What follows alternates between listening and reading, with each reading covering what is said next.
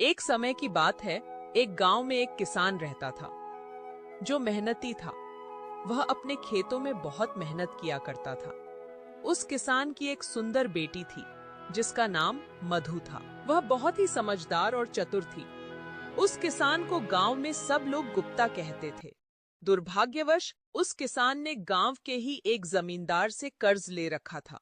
वह जमींदार बहुत ही घटिया सोच का था। एक दिन उस जमींदार ने किसान की बेटी को देख लिया था और उसने सोचा, क्यों न गुप्ता से कर्जे के बदले में उसकी बेटी से शादी करने का प्रस्ताव रखा जाए। गुप्ता की बेटी है तो बहुत सुंदर। अरे कहीं यह गुप्ता अपनी सुंदर बेटी की शादी किसी और से ना करा दे, इससे पहले मुझे हाथ मरना होगा।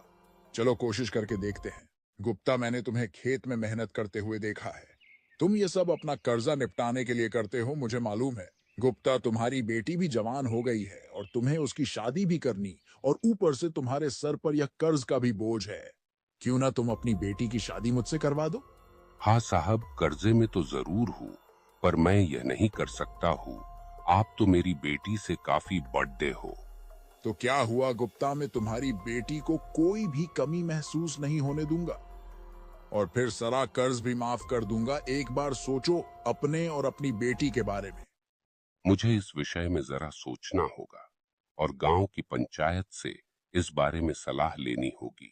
हाँ चलो, गांव की पंचायत के पास चलते हैं और जो निर्णय वे लोग लेंगे उसे हम दोनों को ही मानना होगा। किसान व उसकी बेटी मधु और जमींदार गांव की पंचायत के पास गए। वहां पर किसान ने सारी बातें बताई और उसकी बातों को सुनकर पंचायत ने सोच विचार करने को कहा। और सोच विचार करने के बाद गांव के मुखिया ने कहा, ये मामला बड़ा उलझा हुआ है। हम इसका फैसला किस्मत पर छोड़ते हैं। हमें एक खेल खेलना होगा। जमींदार सामने रखे सफेद और काले पत्थरों में से एक काला और एक सफेद पत्थर रख देगा। फिर लड़की उसमें से एक पत्थर उठाएगी और उस आधार पर लड़की के पास 3 विकल्प होंगे। पहला विकल्प यह होगा कि अगर लड़की काला पत्थर उठाती है तो उसे जमींदार से शादी करनी होगी और उसके पिता का कर्ज भी माफ कर दिया जाएगा। दूसरा विकल्प है, अगर वो सफेद पत्थर उठाती है तो उसे जमींदार से शादी नहीं करनी होगी और उसके पिता का कर्ज भी माफ कर दिया जाएगा। तीसरा विकल्प है, अगर लड़की पत्थर उठाने से मना करती है तो उसके पिता को जेल में डाल दिया जाएगा। पंचायत के आदेश देते ही जमींदार ने 2 पत्थर उठाए। जब वह पत्थर उठा रहा था तो तब तेज आंखों वाली मधु ने देखा कि उस जमींदार ने दोनों ही काले पत्थर उठाए हैं और थैले में डाल दिए हैं। मधु इस स्थिति से घबराए बिना सोचने लगी कि वह अब क्या कर सकती है। उसे 3 विकल्प नजर आए। अगर मैंने पत्थर नहीं उठाया तो यह लोग मेरे पिताजी को जेल में बंद कर देंगे। अगर मैं सबको बताऊं कि जमींदार ने धोखा किया है तो वो हमारे पीछे लगा रहेगा। अगर मैंने काला पत्थर उठा लिया तो इस घटिया जमींदार से मुझे शादी करनी होगी। मधु को लगा कि दूसरा तरीका सही है। तभी उसे एक अच्छा उपाय सूझा। उसने थैले में अपना हाथ डाला और बिना पत्थर के तरफ देखे उसके हाथ से फिसलने का नाटक किया। उसका पत्थर अब उन पत्थरों में कहीं खो चुका था।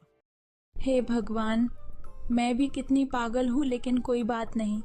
आप लोग थैले के अंदर देख लीजिए कि कौन सा रंग का पत्थर बचा हुआ है, तब आपको पता चल जाएगा कि मैंने कौन सा पत्थर उठाया था जो मेरे हाथ से गिर गया। थैले में बचा हुआ पत्थर काला था। सब लोग ने मान लिया था कि मधु ने सफेद पत्थर ही उठाया था। जमींदार के अंदर इतना साहस नहीं था कि वो अपनी चोरी कबूल कर सके और मधु ने अपनी सोच से असंभव को भी संभव कर दिखाया। दोस्तों, हमारे जीवन में भी कई बार ऐसी परिस्थितियां आ जाती है जहां सब कुछ धुंधला दिखाई देता है। ऐसा लगता है कि हर रास्ता नाकामयाबी की ओर जा रहा हो। ऐसे समय में हमें पुरानी परंपराओं से हटकर सोचने का प्रयास करना चाहिए, जिससे कि हम मधु की तरह अपनी समस्याओं से निपट सके।